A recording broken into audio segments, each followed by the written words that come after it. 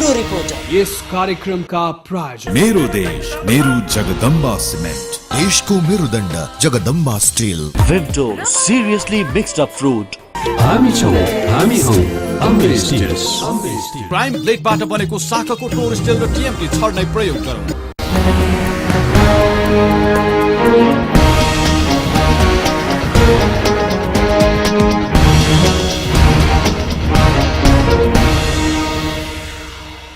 Accuracy balance credibility यो ABC television म रविन्द्र पौडेल। कार्यक्रम हो ब्यूरो रिपोर्टर। समस्या कहाँ छैन? ताप्लेजुङको फुङलिङमा छैन कि तेह्रथुमको म्याग्लुङमा? मुद्दा कहाँ छैन? कर्णालीको कालीकोटमा छैन कि बागलुङको गलकोटमा? काठमाडौँका समस्या मात्रै होइनन् समस्या, शहर बजारका मुद्दा मात्रै पनि होइनन् मुद्दा। सुदूरपश्चिमका कैलाली, कञ्चनपुर, बाँके बर्दिया हुँदै सुदूरपूर्वका झापा, मोरङ, सप्तरी, सुनसरीसम्मका सबै जनता उत्तिकै समान छन् हाम्रा लागि, र हामी तपाईलाई देखाउनेछौँ यिनै जनताका वास्तविक समस्या, गाउँघरका यथार्थ मुद्दा, अनि गर्नेछौँ समाधान र सम्भावनाको खोजी। हिमाल होस् या पहाड या होस् तराई मधेस, हाम्रा निम्ति बराबर छन् सबै ठाउँका जनताका आँसु। हाम्रा लागि समान छन् सबै नेपालीका सपना र सङ्घर्ष। देशैभरि छरिएर रहेका हाम्रा रिपोर्टरले खोज्छन् जनताका समस्या, समस्याका कारण, अनि खोज्नेछन् सङ्घर्षको आयाम र सपनाको इन्द्रेणी पनि हो। हामी देखाउँछौँ कार्यक्रम ब्यूरो रिपोर्टरमा।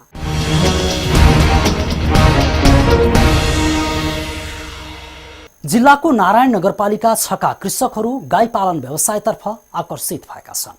उन्नत जातको गाई पालन गर्दा मनज्ञ आम्दानी भएपछि यहाँका कृषकहरू जर्सी गाई पालन गर्दै आएका छन्। गाई पालन गर्दा थोरै लगानी र कम मेहनतबाट पनि धेरै आम्दानी भएपछि अन्य चौपाया बिक्री गरेर घरमा जर्सी गाई पाल्न सुरु गरेका छन्। जर्सी गाईबाट दूध मल पाएपछि छोटो समयमै घरको आर्थिक अवस्थामा कृषकको सुधार भएको छ। 25,000 देखि 30,000 रुपैयाँमा भैँसी किनेर पाल्दा 2 लिटर मात्र दूध पाउने कृषकहरू 25,000 देखि 90,000 रुपैयाँसम्मको लागतमा जर्सी गाई खरिद गरी पाल्दै आएका छन्। जिल्लामा पहिलो पटक उन्नत गाई ल्याएर सुरुवात गरेका नगरपालिका 6 भुर्तीका श्री बहादुर बोगटीले राम्रो आमदानी गरेपछि अहिले गाई ल्याएर सुरुवात गरेका दैलेख सदरमुकाम र सदरमुकाम नजिक रहेको बेलपाटा गाविसमा 150 भन्दा बढी उन्नत गाई पालन सुरु गरेका छन्। गाई पालनलाई अप्ठ्यारो त अरूले त अप्ठ्यारो मानेका छन्, अझै पनि अप्ठ्यारो मानिरहेका छन्, तर मैले अप्ठ्यारो मानेका थिएन है। त्यही अप्ठ्यारो नमानेकै कारणले यी अब आर्थिकमा अगाडि है, अनि यो प्रोडक्सनमा पनि अगाडि,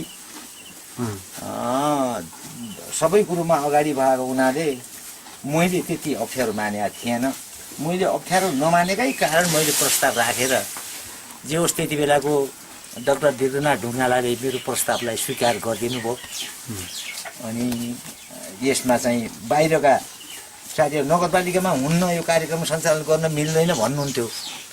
मैले भने म बाहिर पसेर बाहिरका साथीहरूलाई, गाविसका साथीहरूलाई कन्मिसन गरेर गाविस मार्फत लगाएर मैले नगरपालिकाभित्र त्यति बेला प्रवेश गराएको। कति हाल्नु हो पहिला सुरुमा गाई खरिद गर्दाखेरि? गाई खरिद गर्दाखेरिमा यो 45,000 पर्या हो। त्यो त सिर्फ त्यति बेला 8-10 महिनाको थियो गरे, त्यो 10,000 को हो। त्यो 10,000 पर्या हो गरे, यो दुईटा गरेर 55,000 मा ल्याएको मैले। जिल्ला पशु सेवा कार्यालय दैलेखको सहयोगमा सुरु गरिएको उन्नत गाई पालनबाट उत्पादन भएको दूध सदरमुकाम दैलेख बजारमै खपत हुने भएपछि कृषकहरू यसप्रति आकर्षित हुँदै आएका छन्। धेरै राम्रो। भैँसीभन्दा त यो कहाँ धेरै 4 गुणा अगाडि छन् भैँसीभन्दा गाई है, दूध दिने दुधमा पनि। अनि तपाईँको जाने यी वर्षै पछि ब्याउँछन्, यिनलाई यिनको वातावरण सही फिक्स गराउन सक्यो भने यी वर्षै पछि ब्याउँछन्। ब्याएको 2-3 महिनाभित्र फेरि क्रस भइहाल्छन् है। अनि ब्याउने अघिल्लो दिनसम्मलाई दुध दिइरहन्छन्, ब्याउने अघिल्लो दिनसम्मलाई दुध दिइरहन्छन्। गाईको दूध पोसिलो हुने भएकाले गाई पाल्न थालेपछि घरका सदस्यहरू पनि हृष्टपुष्ट भएको उनको दाबी छ। अन्य कृषकहरूलाई अब यो मुख्य विषय हाम्रो आर्थिक उन्नतिको लागि र गरिबी निवारणको लागि गाई पालन बाहेक अर्को छैन। यो भैँसी पालन त भैँसी त के हो भन्नुहुन्छ भने एउटा पुर्खाबाट पालेर आएको र लास्टमा त्यो अनुत्पादक भइसके बेचा पनि बेचेर उसको पैसा असुल पर्ने भएको हुनाले किसानहरू आकर्षित भैँसीतिर भएका छन्। नत्र भने भैँसीलाई त धेरै माथि छ नि गाई। त्यसैले अरू किसानहरूलाई पनि प्रत्येक घर घरमा एउटा भैँसी पाल्ने मान्छेले 2 गाई पाल्न सक्छ किसानले। गाई पालन गर्दा कृषकको घरमा नगद र स्वास्थ्यमा सुधार मात्र आएन, खाद्य बाली र तरकारी खेतीमा समेत उब्जनी हुने गरेको कृषकहरू बताउँछन्। एउटा गाई पालेका कृषकहरूले अहिले 6वटासम्म गाई आफैले पाल्न सुरु गरेपछि कृषकहरूमा उन्नत गाईको आकर्षण बढेको हो। 50,000सम्म मूल्य पर्ने उन्नत गाईले दैनिक 20 लिटरसम्म दूध दिन थालेपछि कृषकहरूले परम्परागत भैँसी पालन भन्दा उन्नत गाई पालनतर्फ अगाडि बढेका छन्। उन्नत गाई पालनका लागि उन्नत घाँस र बेला बेलामा पशु सेवा कार्यालयले उपचार लगायतमा चासो बढाएको खण्डमा जिल्लामा उन्नत गाई पालन गर्ने कृषकहरूको संख्या भने अझै बढ्ने देखिएको छ।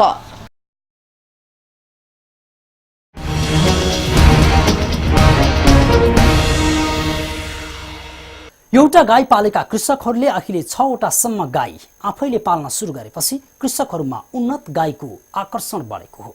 50,000सम्म मूल्य पर्ने उन्नत गाईले दैनिक 20 लिटरसम्म दूध दिन थालेपछि कृषकहरूले परम्परागत भैँसी पालन भन्दा उन्नत गाई पालनतर्फ अगाडि बढेका हुन्। उन्नत गाई पालनका लागि उन्नत घाँस र बेला बेलामा पशु सेवा कार्यालयले उपचार लगायतमा चासो बढाएको खण्डमा जिल्लामा उन्नत गाई पालन गर्ने कृषकहरूको संख्या अझै बढ्ने देखिएको छ। हामी फेरि आउनेछौँ।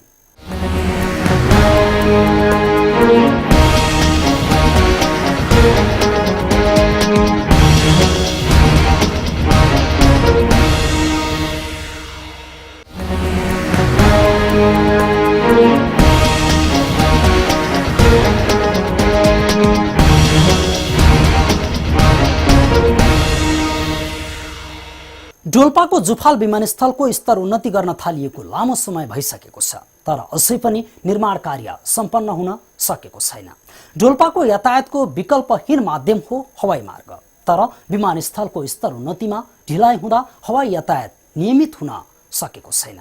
पानी परेको बेला हिलाम्मे हुने मैदान पानी नपरेको बेला धुलोले ढाकिन्छ।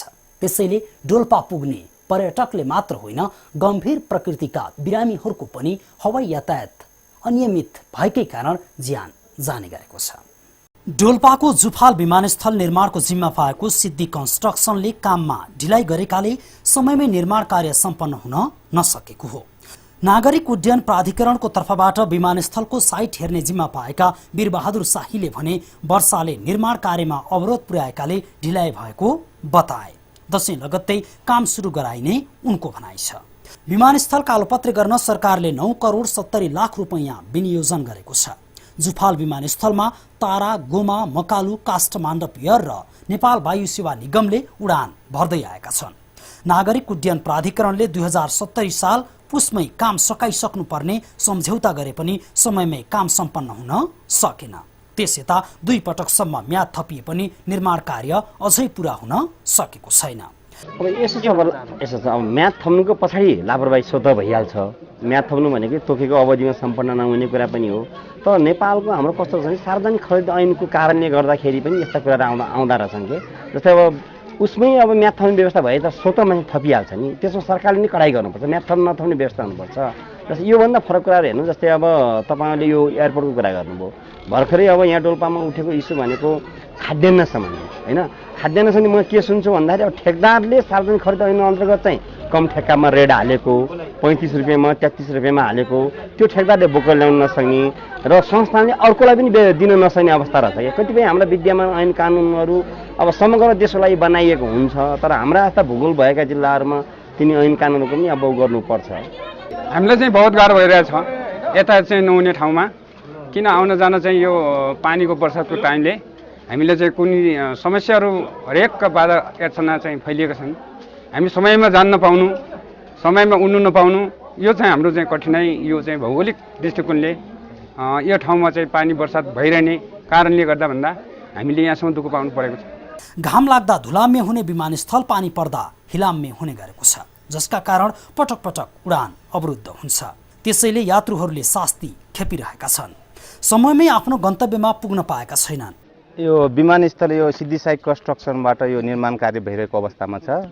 यसमा हामीले यात्रुहरूलाई नियमित चेकिङको क्रममा गेटबाट जसले बोर्डिङ पास पाउनुहुन्छ उसलाई हामीले इन्ट्री गराउँछौँ र सबैको लगेज ब्यागहरूलाई हामीले सम्पूर्ण हाम्रो प्रहरी जवान अधिकृतहरूको सहायताले स्क्यान गरेर सम्पूर्ण सामानहरू जुन निषेधित गरिएका वस्तुलाई रोकी अरू सबै सामानहरूलाई पठाएर सुरक्षिततामा पठाउने काम गरिरहेका छौँ र उताबाट जुन विमानहरू हाम्रो यो विमानस्थल अवतरण हुन्छ त्यसमा आएका प्यासेन्जरहरूलाई समेत स्क्यान व्यवस्था गरी उनीहरूको नाम डाटा 3 पुष्टि अभिलेख नै राखेर उहाँहरूको ब्यागेजहरू चेक गरेर मात्रै हामीले सदरमुकाम दुवैतिर पठाउने व्यवस्था मिलाएको छौँ। समग्रमा भन्दाखेरि जुफाल एयरपोर्ट निर्माणाधीन अवस्थामा भन्दा सम्पूर्ण तारहरू बिग्रिएको अवस्था, गेटहरू बिग्रिएको अवस्था छ। हामीले नागरिक उड्डयन प्राधिकरणसँग अनुरोध गरेर सक्दो प्रयास गरेर यहाँका जनतालाई सुरक्षित पठाउने र सुरक्षित अवतरण गराउने काम हामीले गरिरहेका छौँ। एकातिर समयमै उड्न नपाउँदाको शास्ति, अर्कोतिर होटल व्यवसायीहरूको दोहन, जसका कारण सर्वसाधारण दोहोरो मारमा पर्ने गरेका छन्। सरकारी उदासीनताकै कारण विमानस्थल बन्न नसकेको ठम्याइ छ डोल्पाकै टिका दत्त न्युपानेको। यसको बारेमा भन्नुपर्दा त म पनि अब मैले पनि धेरैचोटि भोगिसकेका कुरा हो र सर्वसाधारणले चाहिँ जहाजै चढ्न नपाउने अवस्था डोल्पामा छ। जो चाहिँ पहुँचवाला छ, जो चाहिँ अलिकता धनीमानी पुँजीपतिहरू छ, उनीहरूले चाहिँ जहाजमा चाहिँ तुरुन्तै टिकट पाउने र सर्वसाधारणहरू चाहिँ अब गरिब जनताहरू चाहिँ रोगी बिरामीहरू चाहिँ सही रूपमा चाहिँ त्यहाँ चाहिँ जहाज चढ्न नपाउने अवस्था छ। अर्को कुरा भन्नुपर्दा डोल्पा जिल्लामा एउटा मात्रै एयरपोर्ट होइन कि 2टा एयरपोर्ट छ। एउटा पहाडमा पनि एयरपोर्ट बनिरहेको अवस्था छ र पहाडमा अहिले जहाजहरू नउडिरहेको अवस्था छ र एउटा अर्को एयरपोर्ट भनेको हाम्रो चाहिँ पहिलेको पुरानो एयरपोर्ट यथावत छ र त्यो एयरपोर्टलाई चाहिँ ग्राभेल गर्ने भनेर राज्यबाट थुप्रो पैसाहरू विनियोजन गरिएको छ भन्ने सुन्नमा आइरहेछ। ठेक्का प्रथाबाट सञ्चालन भइरहेछ र 6 महिना जति त्यहाँ चाहिँ जहाज उडानमा चाहिँ बन्द गरेर ग्राभेल गर्ने भनेर चाहिँ त्यो पहिलाको पुरानो एयरपोर्टलाई खनेर अलिकता सम्म बनाएर अलि राम्रो बनाउने अवस्था भइरहेछ। पहिलाको तुलनामा अहिले अत्यन्तै राम्रो भइरहेछ र त्यसलाई ग्राभेल गर्नको लागि चाहिँ अब राज्यबाट पैसा गइरहेछ, ठेक्का प्रथा खुलिरहेछ र ठेकदारीहरूले म्याद थप्दै गइरहेछ राज्यले र त्यो काम कहिले सम्पन्न हुने हो त्यतातिर कुनै पनि जानकारी छैन। जुफाल विमानस्थल कालोपत्रे नहुँदा सबैभन्दा ठुलो मार त विदेशी पर्यटकहरूलाई पर्ने गरेको छ। डोल्पा से फोक्सुन्डो ताल, बाला त्रिपुरा सुन्दरीको मन्दिर, से फोक्सुन्डो झरना, मस्ट भवानीको मन्दिरहरूका कारण प्राकृतिकसँगै धार्मिक पर्यटनको पनि गन्तव्य हो। तर हवाई यातायात अनियमित र असहज हुँदा पर्यटकहरूसँग पनि विमानस्थलमै बसेर हवाई जहाज कुर्नुको विकल्प छैन।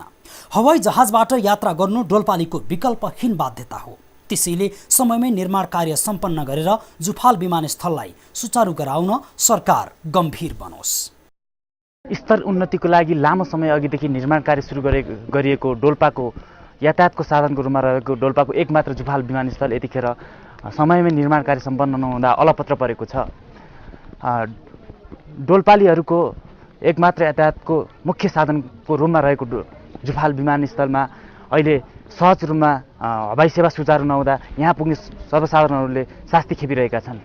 एकातिर पानी परि हिलाम्ने र घाम लागि धुलाम्ने हुने यस जुफाल विमानस्थल निर्माण कार्यको लागि नागरिक उड्डयन तथा प्राधिकरणले 3 चोटिसम्म म्याद थपिसक्दा पनि अहिलेसम्म पनि यसको निर्माण कार्य सम्पन्न हुन सकेको छैन। यसले गर्दा यहाँ पुग्ने आन्तरिक पर्यटकहरूले आफ्नो गन्तव्यस्थलसम्म पुग्न पाएका छैनन् भने पर्यटन डोल्पाका श्री बाला त्रिपुरा सुन्दरी मन्दिर, से फोक्सुन्डो ताल जस्ता पर्यटकीय स्थलहरूसम्म पुग्ने पर्यटकहरूले पनि यहाँ आउन सकेका छैनन्। यसले गर्दा नेपालको डोल्पाको मात्र नभई नेपालको अर्थतन्त्रमा प्रभाव परेको छ। हामी सोचौँ यस निर्माणाधीन जुफाल विमानस्थल समयमै स्तरोन्नति उन्नति भएर यात्रुहरूले सहज रूपमा यात्रा गर्न पाउनेछन्। एबिसी रिपोर्टर रामचन्द्र नेउपाने, जुफाल विमानस्थल डोल्पा।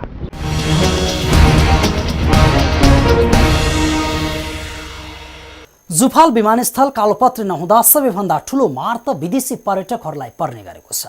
डोल्पा से फोक्सुन्डो ताल, बाला त्रिपुरा सुन्दरीको मन्दिर, सुलीगार झरना, मस्ट भवानीको मन्दिरहरूका कारण प्राकृतिकसँगै धार्मिक पर्यटनको पनि गन्तव्य हो। तर हवाई यातायात अनियमित र असहज हुँदा पर्यटकहरूसँग पनि विमानस्थलमै बसेर हवाई जहाज कुर्नुको विकल्प छैन। हवाई जहाजबाट यात्रा गर्नु डोल्पालीको विकल्पहीन बाध्यता हो। त्यसैले समयमै निर्माण कार्य सम्पन्न गरेर जुफाल विमानस्थललाई सुचारू गराउन सरकार गम्भीर बनोस्। यिनै प्रसङ्गसँगै ब्युरो रिपोर्टर आजलाई यति नै। गाउँ सहर दुनियाँ बिउछाउने हाम्रो अभियान जारी छ। तपाईँ एबिसी टेलिभिजन हेर्दै गर्नुहोला। नमस्कार। ब्युरो रिपोर्टर यस कार्यक्रम का प्रायोजक मेरो देश मेरो जगदम्बा सिमेन्ट, देशको मेरुदण्ड Jagdamba steel. Vimto, seriously mixed up fruit. हामी छौँ हामी हौ अमरेश टियर्स प्राइम ब्लेडबाट बनेको शाखाको टोर स्टेल र टिएमटी छड्नै प्रयोग गरौँ।